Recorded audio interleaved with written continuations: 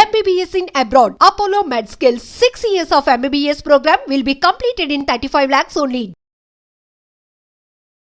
ప్రస్తుతం మనతో పాటు ఉన్నారు అనువంశిక ఆయుర్వేద నిపుణులు డాక్టర్ సుధాకర్ రెడ్డి గారు. ఇప్పుడు వారితో మాట్లాడి మరిన్ని విషయాలు తెలుసుకుందాం. నమస్తే అండి. నమస్తే. సుధాకర్ రెడ్డి గారు, మామూలుగా ఇప్పుడు మునగాకుని మనము పప్పులో కానీ కొన్ని కూరల్లో వండుకొని తినాలి అని చెప్పి మన లైఫ్లో ఒక పార్ట్గా దాన్ని చేసుకోవాలి అని చెప్పి అంటూ ఉంటారు. దానివల్ల చాలా బెనిఫిట్స్ ఉన్నాయి అని అంటుంటారు. అయితే మనకు మునగాకు అందరికీ అందుబాటులో ఉంటుంది ఉండదు, అందుకని చెప్పి దాని పొడి రూపంలో కూడా చాలా మంది తీసుకుంటున్నారు ఈ మధ్య కాలంలో.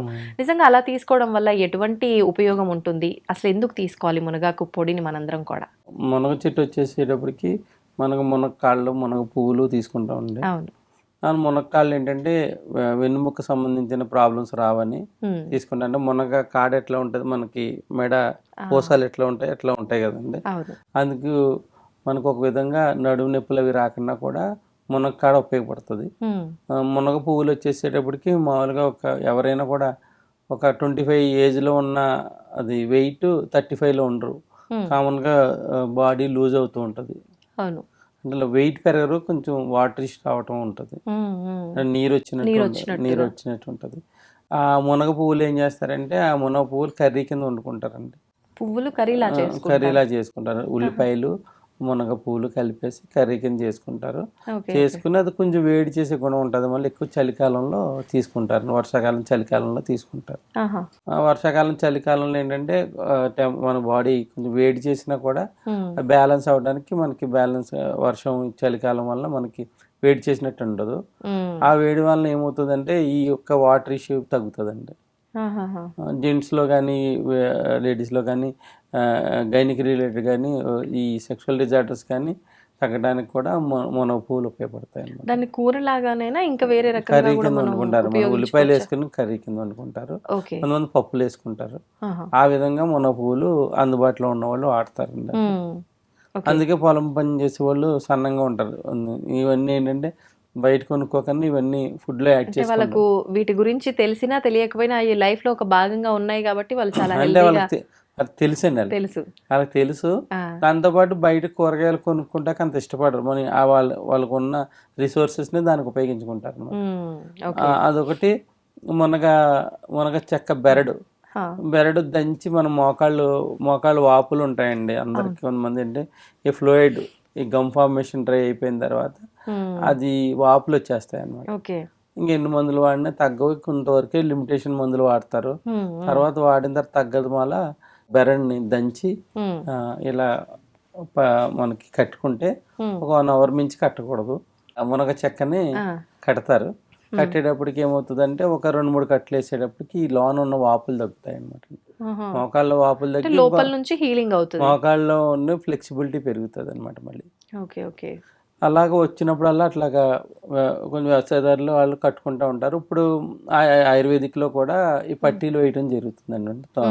మునగ చెక్కని మునగ చెక్కని పట్టి వేస్తారు.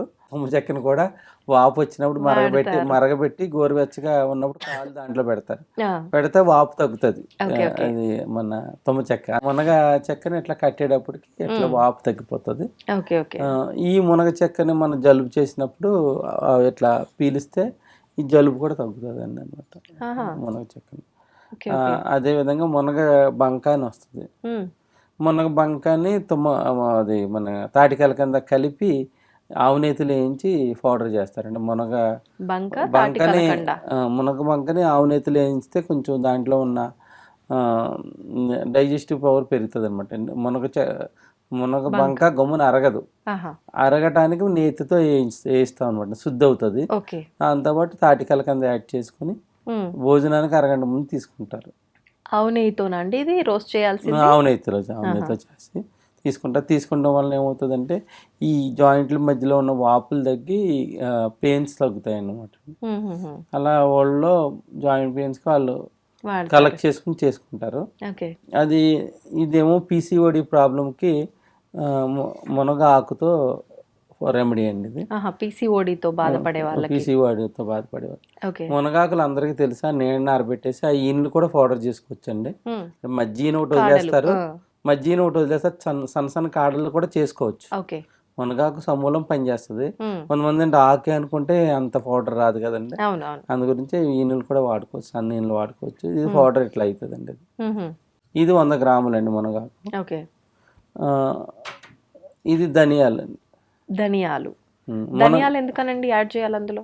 ఇది ధనియాలు ఎందుకు చేస్తామంటే చాలా మందికి మునగాకు వాడి వేడి చేసిందని 3వ రోజు ఆ, మానేస్తారండి. ఆ, ఇది ధనియాలండి. ఉమ్, ఇది 50 గ్రాములు ధనియాలు. ఓకే. జీలకర్ర ఏమో 50 గ్రాములండి. ఉహు, వేయించి పౌడర్ చేసుకోవాలి. ఇది కూడా.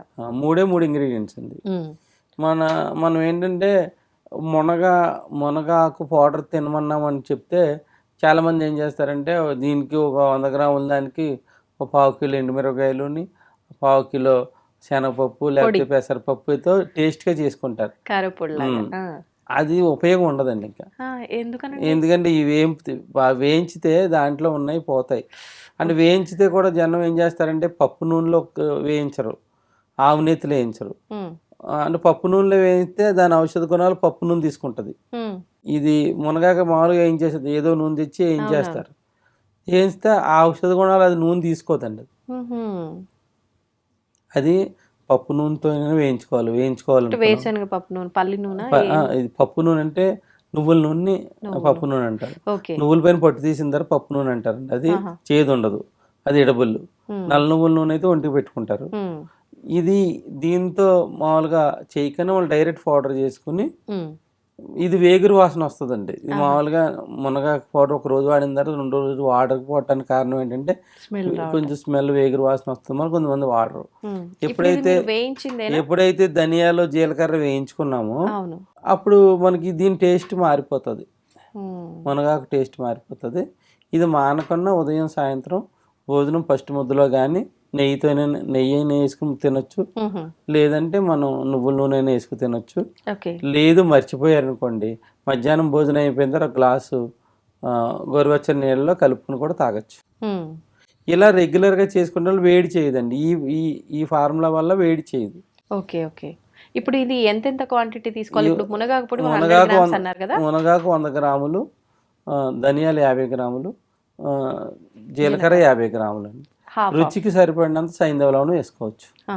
ఇప్పుడు వాటర్ లో వేసుకొని తాగే వాళ్ళు చాలా మంది నేను చూసాను. డైరెక్ట్ హాట్ వాటర్ గోరువెచ్చగా చేసుకొని ఒక స్పూన్ వేసుకొని డైలీ ఎర్లీ మార్నింగ్ పరగడపున తాగుతూ. తాగి కొంతమందికి ఏంటంటే కాన్స్టిపేషన్ వచ్చిందని మానేస్తారు కొంతమంది. ఉమ్, ఉమ్. ఇది రాదండి. ఇవి mix చేస్తే రాదు. ఇది రాదు. ఓకే. ధనియాలు జీలకర్ర ఎప్పుడైతే ఉందో మనకి డైజెషన్ బాగా అవుతుంది. ఉమ్, అందువల్ల ఈ కాన్స్టిపేషన్ ప్రాబ్లమ్స్ కానీ, వేడి చేయటం కానీ, యూరిన్లో మంట రావడం కానీ ఇలాంటి ప్రాబ్లమ్స్ ఏమీ రావండి. ఓకే. ఇప్పుడు ప్రత్యేకించి ఆడవారికి ఇంకా ఎటువంటి ప్రయోజనాలు ఉంటాయి దీనివల్ల? మీరు అన్నట్టుగా పీసీఓడి ప్రాబ్లం ఒకటి. నేను మెడ్రాస్లో ఉన్న వాళ్ళకి పీసీఓడి ప్రాబ్లమ్స్ చాలా వరకు తక్కువ ఉంటాయండి. ఆహా. వాళ్ళు ప్రతి దాంట్లో మునగాకు వాడతారు. ఆ. ఇది జాయింట్ పెయిన్స్ కూడా రావండి, ఇది నివారించుకోవడానికి ఉపయోగపడతాయి, ఉమ్, ప్రివెంటివ్గా పనిచేస్తాయి. వచ్చిన వాళ్ళకి ఏంటంటే పెరక్కని ఆపుతుంది. ఓకే. అంటే మెడిసిన్స్ ఒక భాగం అయితే ఈ సప్లిమెంట్ కూడా ఒక భాగం అండి. ఇప్పుడు కొంతమంది ఉంది సంవత్సరాల తరబడి కీళ్ళ నొప్పులు మందులు వాడుతూ ఉంటారు. అవును అవును. అంటే ఎక్కువ కాలం వాడకన్నా 3-4 నెలలకే వాళ్ళకి వేరే మందులు వాడినా కూడా పనిచేస్తాయి అనమాట అండి. ఉహుహు. ఇలా తీసుకుంటాం వల్ల ఏమవుతుంది, మనకి బోన్స్ కావాల్సిన సప్లిమెంట్ దొరుకుతుంది, నరాలకు సంబంధించిన సప్లిమెంట్ దొరుకుతుంది, ఉహు. ప్లస్ కంటి చూపు పెరుగుతుంది, ప్లస్ గైనిక్ డిజార్డర్స్ చాలామంది ఏంటంటే యూట్రస్లో అది ఎక్కువ అది మనకి యూట్రస్లో ఎక్కువ ఇది ఎలిమినేషన్ సరిగ్గా అవ్వలేదని, ఫ్యాట్ కంటెంట్స్ ఎక్కువ ఉన్నాయని మనకి పీసీఓడికి వాడిపిస్తూ ఉంటారు. ఆహా. ఫ్యాట్ కంటెంట్స్ కూడా కరిగించకుండా దీనికి ఉన్నదండి. ఇప్పుడు పిల్లల ఏజ్ నుంచే అది స్టార్ట్ చేయొచ్చు అంటారా మునగాకు పొడి? అండ్ అమ్మాయిలు అయితే చిన్న ఏజ్ నుంచి మానకన్నా స్టార్ట్ చేస్తే వాళ్ళు చిన్న అంటే ఏ వయసు అండి సుమారుగా? టీనేజ్ ఏజ్ చిన్న వయసు 5 years నుంచి 3 years నుంచి కూడా ఇవ్వచ్చు. ఇవ్వచ్చు. నేతితో పాటు కలిపిస్తే వీళ్ళు బోన్స్ అయ్యి బాగా కన్స్ట్రక్ట్ అవుతాయి, ఉహు. ప్లస్ కంటి చూపు బాగుంటుందండి వీళ్ళ పిల్లలకి. ఓకే. ఇది ఏజ్ అని ఏం లేదు, ఎవరైనా పిల్లలకి అయితే ఏంటంటే చిన్నపిల్లలకి 3 చిటికలు 3000కి వచ్చినంత వాడతాము. ఉమ్, గ్రాడ్యువల్ పెద్దవాళ్ళకైతే ఒక టీ స్పూన్ వాడతాము. ఉమ్. ఇంకా మరి ఏజ్లో పెద్దవాళ్ళు ఉన్న 2 పూటలు కూడా వాడతారండి. ఒక టీ స్పూన్ టీ సరిపోతుందా స్పూన్ తీసుకున్నప్పుడల్లా? Tea spoon okay. సరిపోతుంది. Before food తీసుకోవాలంటారా?